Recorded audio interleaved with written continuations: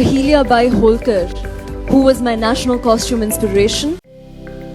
સમાજમાં જ્યારે મહિલાઓનો અવાજ પરંપરા અને પિતૃસત્તાના ઘોંઘાટમાં ડૂબી ગયો હતો, ત્યારે એક મહિલાએ માત્ર શાસન જ નહીં પરંતુ સમાજના વિચારને બદલવાની હિંમત પણ બતાવી, અને એ છે અહલ્યાબાઈ હોલકર. તેમના જીવનને માત્ર એક રાણી તરીકે જ નહીં પરંતુ એક નેતા તરીકે પણ યાદ કરવામાં આવે છે, જેમને મહિલાઓને અધિકારો અને સન્માન આપ્યા. 2025માં જ્યારે ભારત ડિજિટલ ક્રાંતિ અને વૈશ્વિક નેતૃત્વ અને સામાજિક પરિવર્તનના તબક્કામાંથી પસાર થઈ રહ્યું છે, ત્યારે અહલ્યાબાઈના વિચાર આપણને સમજવામાં મદદ કરે છે કે મજબૂત ભારતનો પાયો મજબૂત મહિલાઓ પર ટકેલો છે. 1725માં મહારાષ્ટ્રના એક નાના ગામમાં જન્મેલી અહલ્યાબાઈ કોઈ રાજવી પરિવારના ન હતા, પરંતુ ભાગ્યએ તેમને માલવા રાજ્યની રાણી બનાવ્યા.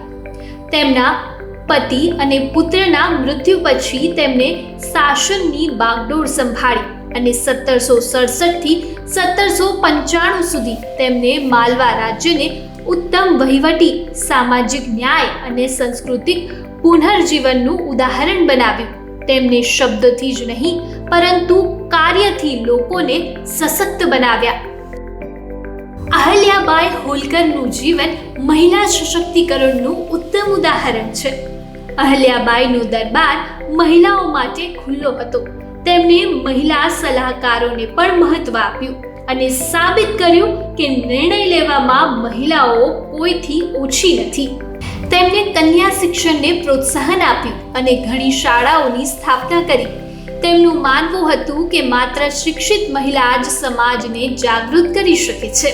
અહલ્યાબાઈએ તેમના રાજ્યમાં બાળ લગ્ન, સતી પ્રથા જેવા દુષ્ટ પ્રથાને નાબૂદ કરવાના પ્રયાસો પણ કર્યા. તેમને વિધવાઓ માટે સામાન્યજનક જીવનની વ્યવસ્થા કરી. અહલ્યાબાઈ હોલકરે હજારો મંદિરો, કુવાઓ, ધર્મશાળા અને રસ્તાઓ બનાવ્યા.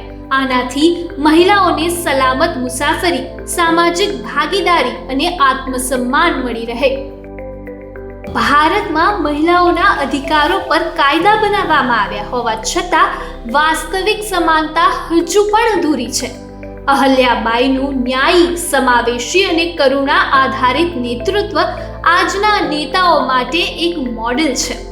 આજે જ્યારે આપણે રાજકારણ, ઉદ્યોગ અને વિવિધ ક્ષેત્રમાં મહિલાઓની ભાગીદારી વધારવા માંગીએ છીએ, ત્યારે અહલ્યાબાઈનું જીવન એ વાતનો પુરાવો છે કે મહિલા નેતૃત્વ કોઈ નવો વિચાર નથી પરંતુ આપણી ઐતિહાસિક શક્તિ છે.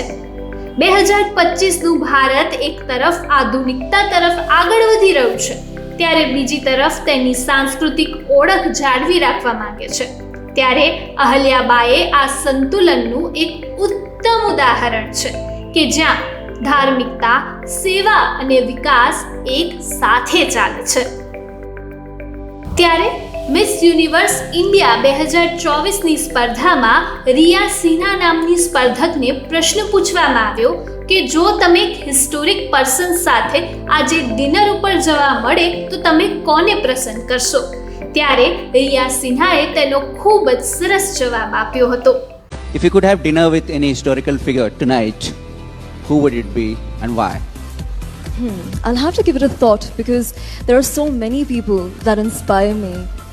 But I think Ahilyabai Holkar, who was my national costume inspiration, would definitely have to be one.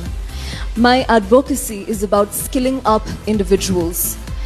Youngsters who have so many skills, yet they don't have the power of communication, which is why they miss out on the opportunity of success in what they truly love.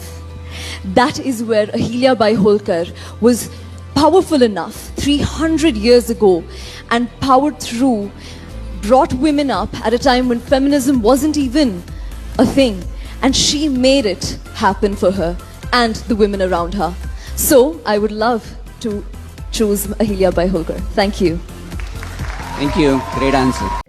ત્યારે એ વાત માનવી જ રહી કે અહલ્યાબાઈ હોલકર પાઠ્યપુસ્તકો કે મૂર્તિઓ સુધી જ મર્યાદિત નથી.